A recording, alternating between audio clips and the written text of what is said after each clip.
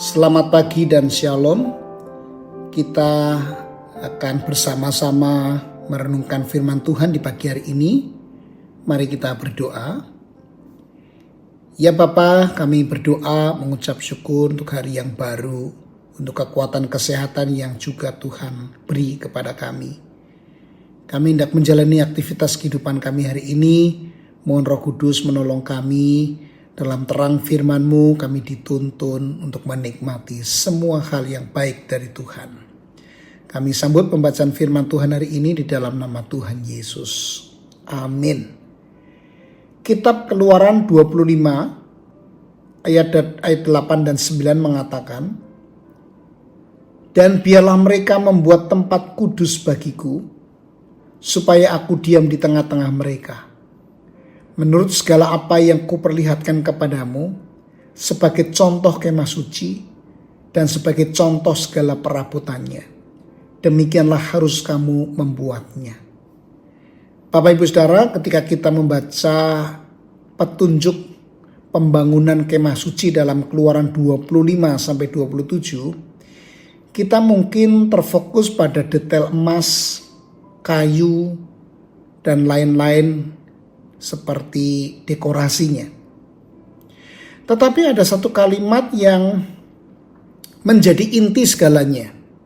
Kalimat itu berbunyi, "Supaya aku, Tuhan, diam di tengah-tengah mereka."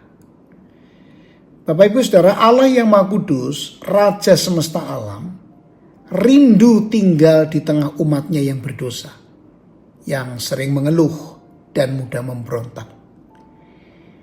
Ini bukan karena kita layak, tetapi karena kasih karunia-Nya yang tak ternilai itu. Bapak Ibu Saudara, Allah tidak hanya ingin tinggal secara umum. Dia memberikan petunjuk yang sangat rinci tentang bagaimana rumahnya harus dibangun. Mengapa?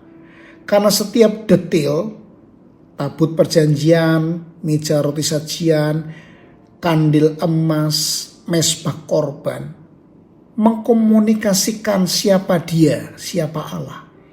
Yaitu Allah yang kudus tak terjangkau, tetapi sekaligus Allah yang penuh belas kasihan dan pengampunan.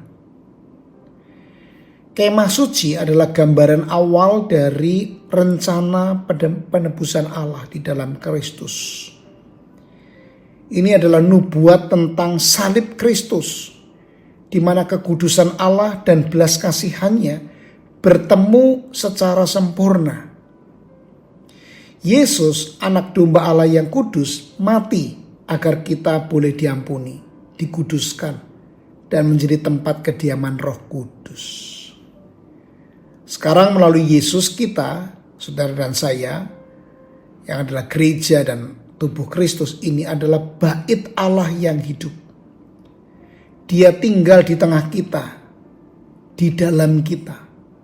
Nah, pertanyaannya adalah apakah hidup kita mencerminkan kekudusan dan kasih karunia-Nya? Apakah rumah hati kita diatur menurut kehendak-Nya atau menurut selera dunia? Bapak Ibu Saudara, Allah masih peduli dengan bagaimana rumahnya dibangun. Dia ingin hidup kita, hidup Bapak Ibu dan saya, mengkomunikasikan kemuliaan, kekudusan, dan kasih-Nya kepada dunia.